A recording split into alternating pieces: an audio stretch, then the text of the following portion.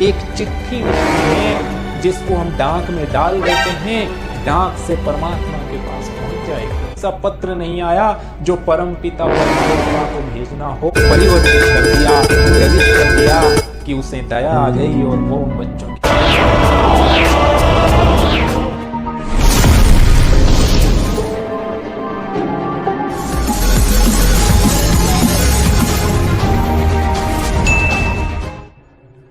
साथियों नमस्ते।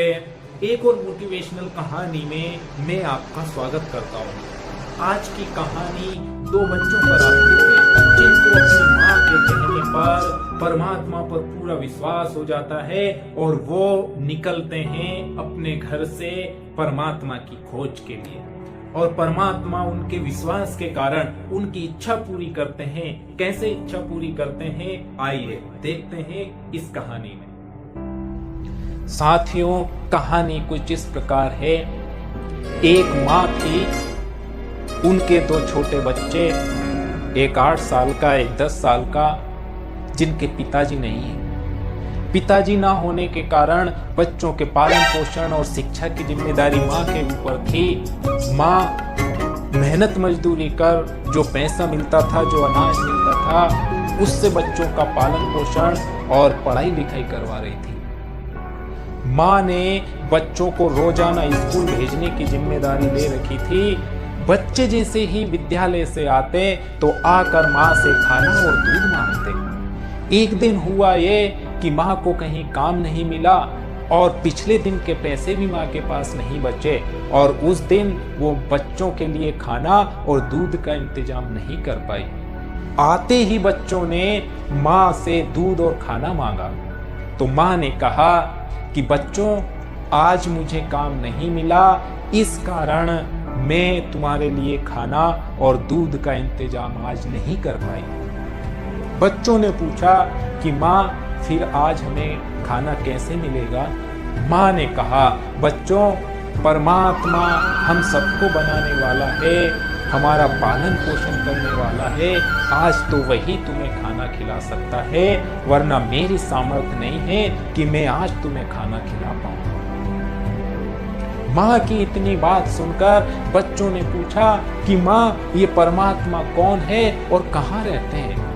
बच्चों के सवाल पर माँ ने जवाब दिया कि बच्चों, परमात्मा हम सबको बनाने वाले हैं, इस पूरे जगत का पालन पोषण करने वाले हैं, वही इस सारे संसार को चला रहे हैं और वह ऊपर रहते हैं और वही तुम्हें आज खाना दे सकते हैं। माँ की ऐसी बात सुनकर बच्चों को माँ की बात पर विश्वास हो गया कि जब परमात्मा इस पूरे संसार का पालन पोषण कर रहे हैं और उन्हीं ने हमको बनाया है, और तो वो हमें खाना जरूर देंगे। इस प्रकार वो रात को बच्चे सो गए। सुबह बच्चे तैयार हुए और विद्यालय जाते हुए रास्ते में दोनों भाई बात कर रहे हैं कि भाई, ऊपर चलने का तो कोई रास्ता नहीं है, अब हम कैसे परमात्मा के पास पहुंचे कि वहां से हम खाना और दूध लेकर आ सकें। छोटे भाई ने कहा कि भैया, मुझे एक विचार आ रहा है कि क्यों ना हम ऐसा करें कि विद्यालय पहुंचकर मास्टर जी से छुट्टी लें और एक चिट्ठी लिखें जिसको हम डाक में डाल देते हैं, डाक से परमात्मा के पास पहुंच जाएगा। और ठीक है, हम विद्यालय चलकर गुरुजी से छुट्टी लेकर चिट्ठी डाक में डालकर आ जाते हैं, पहुंच जाएगी तो परमात्मा हमें खाना भेज देंगे। दोनों बच्चे विद्यालय पहुंचते हैं। विद्यालय पहुंचकर एक चिट्ठी लिखते हैं। चिट्ठी में सबसे पहले लिखते हैं, हे परम पिता परमात्मा, आपको हम दोनों भाइयों का नमस्कार है। हम आपके बच्चे हैं, आपने हमें बनाया है और हमने कल से कुछ भी नहीं खाया, तो कृपा कर हमारे लिए एक टाइम का भोजन और एक एक गिलास दूध दोनों भाइयों के लिए रोजाना भेज दिया कीजिए, क्योंकि आपने हमें बनाया है, आप हमारे पालन पोषण करने वाले हैं, तो कृपया हमें खाना भी खिलाइए। नीचे पता लिखा कि पत्र पहुंचे परमपिता परमेश्वर के पास। गुरुजी से छुट्टी लेकर चले जाते हैं। पोस्ट ऑफिस जाकर डाक बाबू से पूछते हैं कि बाबूजी ये चिट्ठी कहाँ डालें।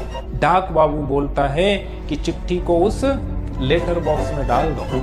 बच्चे कद छोटा होने के कारण लेटर बॉक्स थोड़ा ऊपर लगा था, तो उछल उछल कर उसमें चिट्ठी डालने की कोशिश कर रहे थे, लेकिन जो पत्रिका थी, चिट्ठी थी, उस लेटर बॉक्स में नहीं डल पा रही थी। पोस्टमैन ने कहा कि बच्चों लाओ, तुम्हारी चिट्ठी मुझे दे दो, मैं लेटर बॉक्स में डाल दूंगा। तो बच्चों ने चिट्ठी पोस्टमैन को दे दी। पोस्टमैन ने चिट्ठी में पता पढ़ा तो पोस्टमैन का दिमाग चकरा गया कि आज तक ऐसा कोई सा पत्र नहीं आया जो परमपिता परमात्मा को भेजना हो। ये बच्चों ने क्या लिखा है। पोस्टमैन ने बच्चों से पूछा कि बच्चों तुम्हारे चेहरे क्यों मुरझाए हुए हैं, मुझे बताओ तुम कहां से आए हो और किसके बच्चे हो। तो दोनों बच्चों ने कहा कि बाबूजी हमारी माँ मेहनत मजदूरी कर हमें खाना खिलाती थी और एक एक गिलास दूध पिलाती थी, लेकिन माँ को कल कहीं पर भी काम नहीं मिला और उनके पास पैसे भी नहीं थे, इसलिए वो हमें कल खाना नहीं खिला पाई और ना दूध पिला पाई।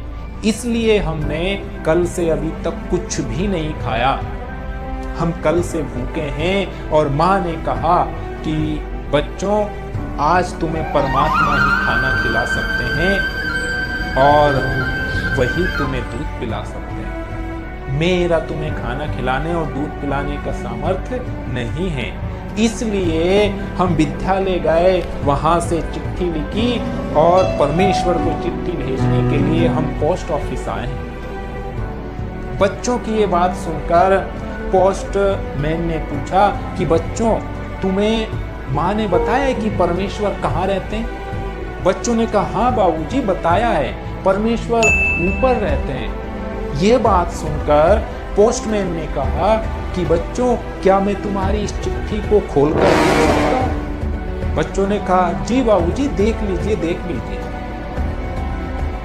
जैसे ही पोस्टमैन ने चिट्ठी को खोला और पढ़ा कि हे परमेश्वर आप ही हमारा पालन पोषण करने वाले हैं, आप ही ने बनाया है और हमने कल से कुछ नहीं खाया, तो कृपा कर हमें एक एक गिलास दूध और एक टाइम का भोजन रोजाना भेज दिया कीजिए। पोस्टमैन की आंखें खुल आई। पोस्टमैन को परमेश्वर की कृपा से दया आ गई और पास में एक रेस्टोरेंट था, उसके मालिक को बुलाया कि भाई यहाँ आओ। रेस्टोरेंट का मालिक आया, आकर बोला जी बाबूजी। पोस्टमैन ने उन दोनों बच्चों को दिखाकर कहा कि ये दोनों बच्चे रोजाना आपके पास आएंगे, आप इनको एक एक गिलास दूध पिलाएंगे और शाम को खाना खिलाकर भेजेंगे और इनके महीने का जो भी खर्च बनेगा उसका भुगतान हर माह में करूंगा, लेकिन आप इन दोनों को खाना खिलाकर भेजोगे और एक एक गिलास दूध पिलाओ। रेस्टोरेंट के मालिक ने कहा जी बाबूजी मैं कर दिया। और इस प्रकार परमेश्वर की कृपा से उन दोनों बच्चों को एक एक गिलास दूध और रेस्टोरेंट का बना हुआ अच्छा खाना रोजाना मिलने लगा। तो साथियों हमें इससे ये समझ आ रहा है कि माँ के कहने से उन बच्चों को परमात्मा पर दृढ़ विश्वास हो गया था और उस दृढ़ विश्वास के कारण परमात्मा ने उस पोस्टमैन की बुद्धि को इस प्रकार से परिवर्तित कर दिया, प्रेरित कर दिया कि उसे दया आ गई और वो उन बच्चों की मदद करने के लिए तैयार हो गया। और उन बच्चों को जो उम्मीद थी परमात्मा से कि परमात्मा उनको खाना खिलाएंगे और वही दूध पिलाएंगे और वही सबका पालन पोषण करने वाले हैं, तो हमारा भी पालन पोषण करेंगे, उनके उस दृढ़ विश्वास को परमात्मा ने सिद्ध कर दिया। ऐसे हैं हमारे कृपालु भगवान श्री राम। तो साथियों आपको इस कहानी से क्या शिक्षा मिली? क्या आपको भी परमात्मा पर पूरा विश्वास है? अगर है तो क्या आपके साथ भी कभी ऐसा हुआ है? कमेंट कर जरूर बताएं। और अगर आप चैनल पर नए आए हैं तो चैनल को सब्सक्राइब कर लें और वीडियो आपको अच्छा लगा हो तो एक लाइक करें। मिलते हैं अगले ऐसी ही नई मोटिवेशनल और प्रेरणादायक कहानी के साथ। तब तक के लिए नमस्ते, जय श्री कृष्णा, जय श्री राम। अपना ध्यान रखिए।